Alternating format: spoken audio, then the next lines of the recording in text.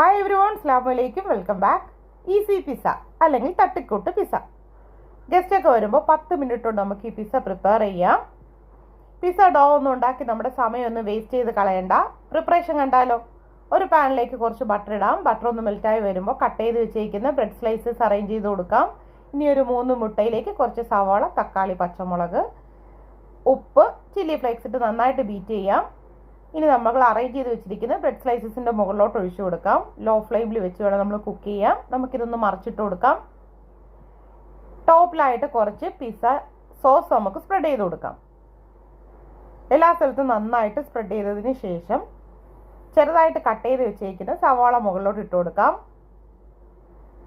ഇനി ചെറുതായിട്ട് കട്ട് ചെയ്ത് വെച്ചിരിക്കുന്ന ക്യാപ്സിക്കം കൂടെ ഇട്ട് കൊടുക്കാം. 3 ചിക്കൻ സോസേജ് ഫ്രൈ ചെയ്ത് വെച്ചിട്ടുണ്ട്. ചെറുതായിട്ട് കട്ട് ചെയ്ത് ഫ്രൈ ചെയ്തതാണ്, അതുകൂടെ ഇട്ട് കൊടുക്കാം. കുറച്ച് മൊസറല്ല ചീസ് ആഡ് ചെയ്ത് കൊടുക്കാം. എരിവിന് ആവശ്യമായിട്ടുള്ള കുറച്ച് ചില്ലി ഫ്ലേക്സ് ഇട്ട് കൊടുക്കാം. ഞാൻ വളരെ കുറച്ച് മാത്രമേ ഇട്ട് കൊടുക്കുന്നുള്ളൂ.